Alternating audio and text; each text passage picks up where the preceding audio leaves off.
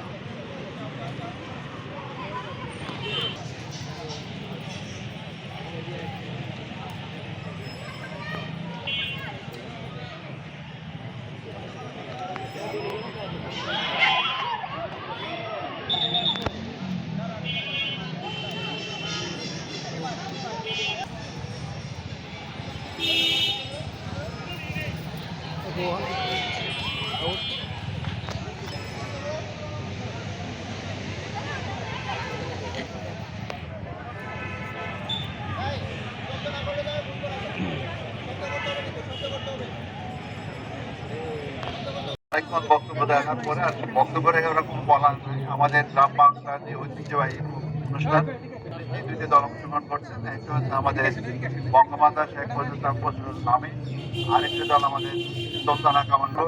তারা দুইটি দল ভালো করবে, আমরা এটা উপভোগ করার জন্য সবাইকে অনুরোধ করছি। আমি এই বলে আজকে মহসিনের শুভ উদ্বোধন ঘোষণা করছি। Thank you.